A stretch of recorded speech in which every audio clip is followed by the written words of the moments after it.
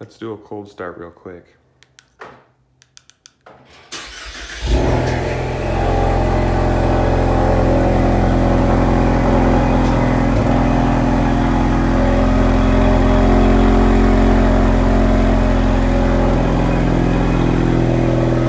Not bad. Good morning, guys. Welcome to the channel. I'm gonna get the car all cleaned up real quick for you guys. These are the wheels before I cleaned them. And this is after I got the wheels all cleaned up.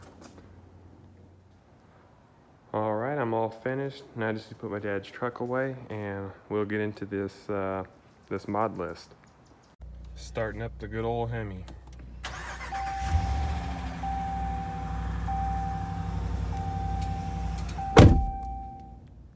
All right, folks, in today's video, we're gonna be going over all the modifications and little upgrades I did on my 2019 Mustang EcoBoost.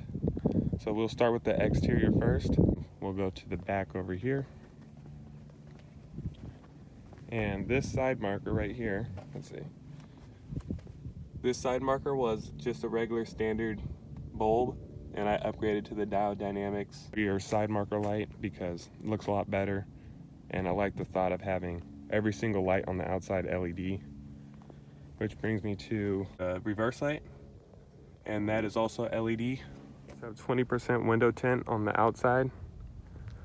I know it's not really a huge modification, but it is different than stock, so did 20%, got the highest quality window tint you can get.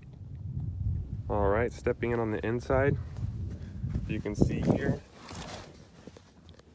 I got these OEM floor mats. These are found on the premiums with the midnight blue leather, and these are nice, you know, they're really plush, nice floor mats. And then I like this one because it matches the outside, the blue. And then also I did the aluminum dead pedal cover and also aluminum regular pedal covers. So I just think this area now looks really nice. This is the passenger side floor mat. Up here, I upgraded to the Diode Dynamics LED map lights. And these light up the interior a lot better at night. And it looks a lot better too. Same thing for the glove box. You can't see it right now, but I also upgraded the glove box light to Diode Dynamics LED.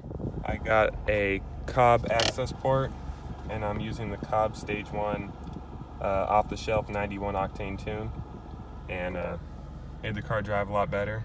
I can do a video on just this only. I think I'm gonna do that. Even though it still looks stock on the outside, it has a little bit of upgrades. Now we'll go under the hood. All right, under the hood, the first thing you'll notice is that I still have the prop rod there just in case my hood struts fail, but that's one of the upgrades I did.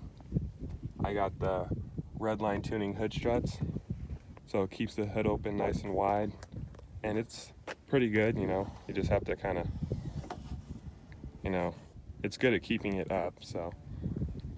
Next thing I did was over here for the air filter, I upgraded to a K&N drop-in air filter. It's the reusable, the cleanable one. And coming over here, I got the Mishimoto oil catch can, just for extra peace of mind because turbocharged GDI engines are known for carbon buildup on the intake valves. So I clean that out after every oil change, and I do every oil change every 5,000 miles with full synthetic.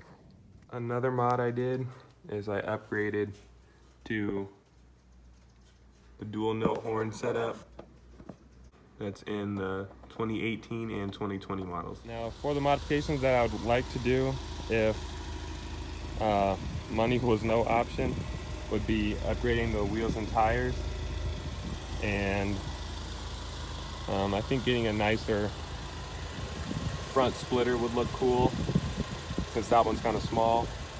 And then I also want to upgrade to an aftermarket, you can't see in there, but a bigger intercooler I think would make this car feel a lot better, especially out here in the Vegas heat, because, you know, we get 100 degrees pretty often. So coming to the back, this little spoiler is not all that big. I really like the GT350 track pack style spoiler. It would look a lot nicer. It'd be a lot taller and it'd make the back end really come together. Because I think the quad exhaust already look really nice. So I think with the GT350 spoiler, it'd make it look a lot better in the back. And I know it's kind of basic, but I think it would look nice if the calipers were painted red with like some aftermarket black wheels and red calipers. I think that would look really good.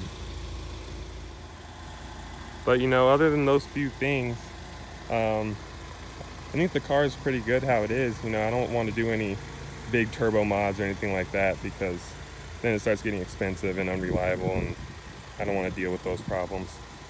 And I'm getting pretty close to 20,000 miles, so I'll do a 20,000 mile review on what I've had fixed at the dealership and how it's been throughout the 20,000 miles. So stay tuned for that video. I hope you guys enjoyed the video. I know it's not any crazy modifications, but I did a few little things that I think tie it all together really well, and some things I think Ford should have done from the factory, like the LED side markers and reverse light and things like that. So please let me know what you think. Like, comment, subscribe, and I'll see you guys in the next one.